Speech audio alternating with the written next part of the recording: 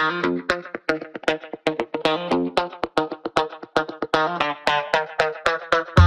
Jean-Marc. Salut Florine. Comment ça va aujourd'hui? Ah, quand je te vois, tout va bien. C'est gentil ça. Dis-moi, est-ce que tu sais de quoi je vais te parler aujourd'hui? Sûrement on a un sujet qui fâche, on a l'habitude avec toi. Merci. Un sujet qui fâche et où on va parler de l'ovale du visage. Pourquoi, Jean-Marc, les femmes sont-elles aussi déprimées avec leur ovale du visage? Droopy, c'est le dessin animé qui a tout cassé le mythe des femmes. Mais en fait, le problème, c'est quoi? C'est que les bajoux, ce côté relâché, ça leur fait marquer la vieillesse, ça leur fait rappeler le côté mauvaise mine, c'est les stigmates du relâchement cutané et tout ça. C'est très mal vécu, malheureusement, mais je leur dis à chaque fois, c'est pas grave. Les gens qui ont des rides, qui ont du relâchement, c'est des gens qui sont vivantes. Donc, il faut prendre ça comme, non pas une fatalité, mais comme une évolution de l'esthétique et le prendre avec philosophie. Il ne faut pas se dire, j'ai des bajoux, c'est la fin du monde. Après, on va en parler, il y a des techniques pour ralentir, pour corriger et tout ça. Mais c'est un phénomène qui intéresse 100% des personnes. Donc, pas de panique. Ne pensez pas que si vous avez des bajoux, vous faites partie d'une catégorie d'hommes ou de femmes à jeter à la fenêtre. On est loin de tout ça. Mais est-ce que tu peux quand même aller plus loin? Quelles sont les raisons de l'apparition de ces bajoux? Bien sûr. Alors, pourquoi est-ce qu'on a des bajoux? Ce qu'il faut savoir, c'est qu'en vieillissant, on a une perte osseuse, on a une rétraction osseuse, on a une perte du secteur graisseux. On a de la graisse partout sur le visage et avec le temps, la graisse a tendance à disparaître et donc du coup, on a des volumes qui disparaissent. Et on a cette fameuse perte d'élasticité de la peau par manque de collagène, manque d'acide hyaluronique, manque d'hydratation. Donc finalement, on a 3 facteurs qui sont responsables en fait de la conséquence qui vont être les bajoux. Et alors dis-moi, comment tu arrives un tout petit peu à canaliser si ta patiente doit aller en chirurgie ou en médecine esthétique? Alors, moi je suis très clair. Ça veut dire qu'une patiente qui vient me voir avec des bajoux, qui me dit « Docteur Ada, je veux ça ». Dès qu'elles font ça avec leurs doigts, je leur donne 3 numéros de chirurgien. Parce que je connais les limites de la médecine esthétique et je pense qu'on a une éthique à conserver et une honnêteté vis-à-vis de nos patients. La patiente qui veut ça, on ne peut pas l'avoir en médecine esthétique. Par contre, la patiente qui me dit « Ah non, non, moi la chirurgie, c'est pas pour moi, j'ai peur, j'ai pas le budget ou quoi que ce soit », il existe des alternatives thérapeutiques, effectivement, en médecine d'injection et en médecine, ce que j'appelle machine, ça veut dire tous les lasers, radiofréquences qu'on va développer après. Donc, il y a des solutions. Mais la médecine esthétique ne remplace pas la chirurgie. J'imagine bien. Et justement, on va parler de ces différentes techniques. Parle-moi d'abord des techniques sans injection. Très bien. Donc, dans les techniques sans injection, on a grosso modo 2 cas. On a les radiofréquences, et après je vais expliquer ce que c'est la radiofréquence, et on a les ultrasons. La radiofréquence, c'est quoi? Alors, les 2 techniques ont un facteur commun qui est l'échauffement du collagène, l'amélioration de la microcirculation et le renouvellement de la production collagène acide hyaluronique. La radiofréquence, il y a 2 types de radiofréquences. Il y a la radiofréquence qu'on appelle microneedling. Alors, c'est la fameuse machine qui est super à la mode, que les stars américaines font faire régulièrement chez leurs médecins esthétiques, qui s'appelle le Morpheus. Et en fait, c'est une machine qui va associer de la radiofréquence avec du microneedling. C'est quoi le microneedling? C'est des petites aiguilles qui rentrent dans la peau, qui vont en fait au cœur du derme et de la région sous-dermique, développer cette radiofréquence de façon à échauffer les tissus et améliorer la tonicité et provoquer une rétraction des tissus. Donc ça, c'est la radiofréquence qu'on appelle microneedling.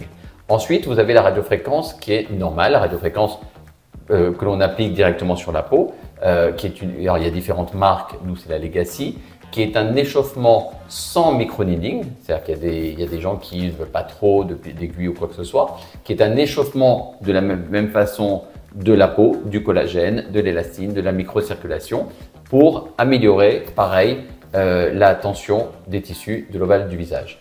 Et après, la deuxième catégorie dont je parlais, c'est les ultrasons.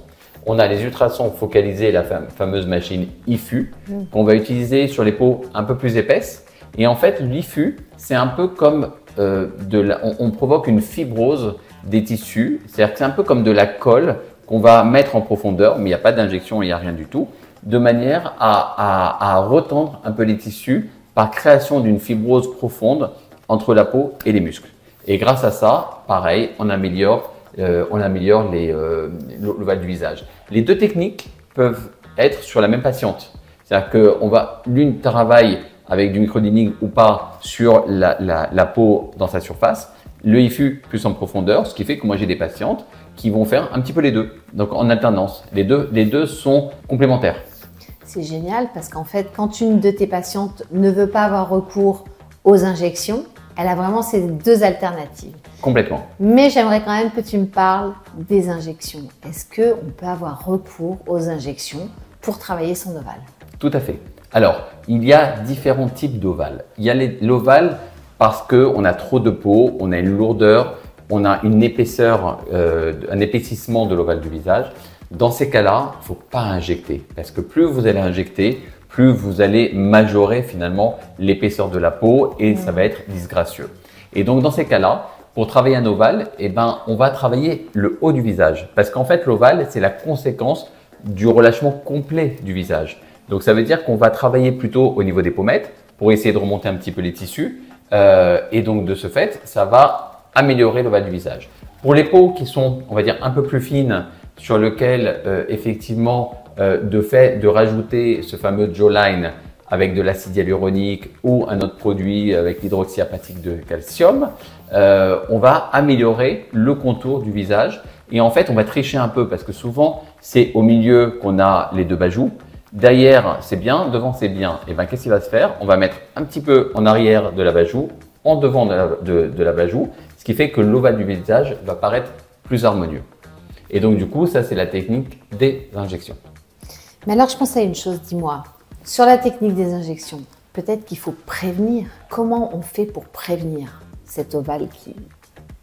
Alors, c'est une très bonne question. Ça veut dire qu'en fait, il faut venir pas quand c'est trop tard. C'est toujours le même problème. Les patientes, elles viennent souvent en disant « je déteste ça ». Mais maintenant, c'est trop tard. Dans ce cas-là, il faut faire une chirurgie.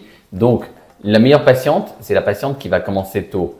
À la question à quel âge, je vais vous dire 25, 30 ans. Pourquoi? Parce que c'est cet âge-là que la peau commence à ne plus produire d'acide hyaluronique et de collagène et tous les facteurs de l'élasticité de la peau. Et à cet âge-là, on va commencer à faire un peu de skin booster.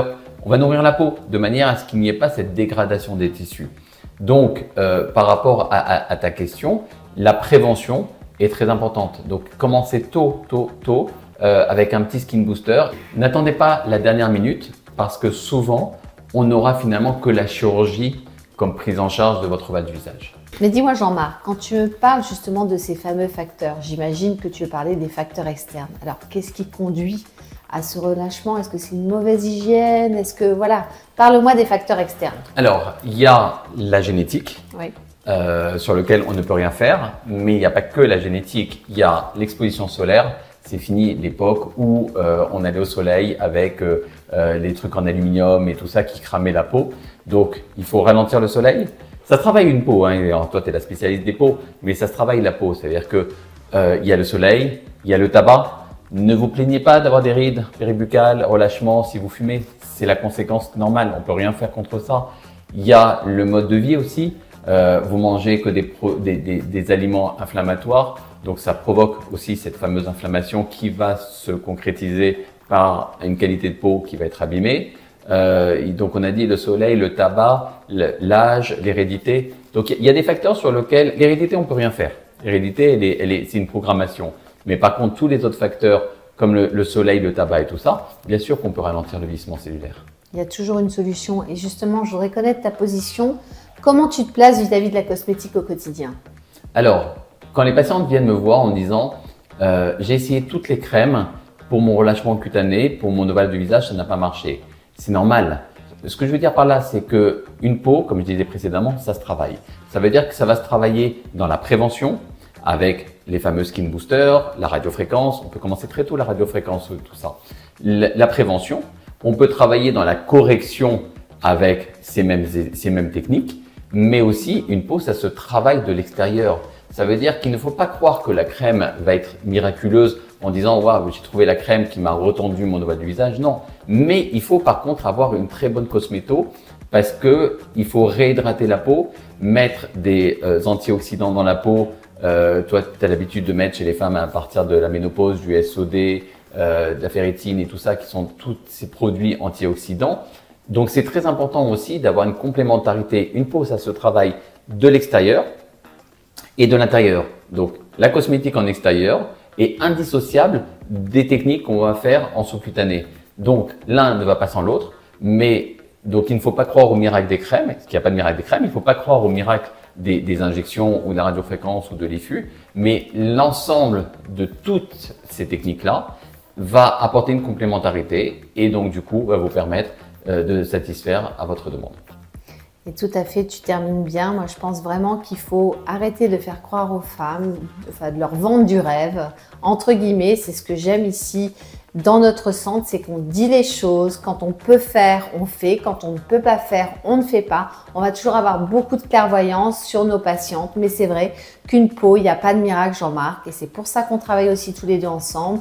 Il faut préparer la surface, il faut entretenir la surface et que ce soit de l'intérieur et de l'extérieur. Sans cela, ça ne sert à rien de faire quoi que ce soit. Eh bien, écoute, merci infiniment. Avec plaisir. On se j'insiste retrouve aussi sur la bonne hygiène de vie. La bonne hygiène de vie, c'est très important. Non, mais de toute façon, il n'y a pas de secret. C'est sûr que si tu fumes, si tu bois de façon régulière, si tu ne te nettoies pas la peau, c'est tout bête. Mais une personne qui ne nettoie pas sa peau le soir ou qui va utiliser des produits un peu dermabrasants pour la peau va avoir une peau plus vieillissante qu'une autre. Voilà. Le soleil, effectivement, facteur. Moi, je mets toutes mes patientes aujourd'hui et mes jeunes patientes aujourd'hui tout de suite sous cosméto solaire. Mais qu'il vente, qu'il pleuve, qu'il neige et qu'il fasse soleil. Voilà, c'est des petits tips, mais c'est important de les écouter et c'est comme ça qu'on arrive à avoir un beau glow et une belle peau. Exactement. À très bientôt. À bientôt. Au revoir.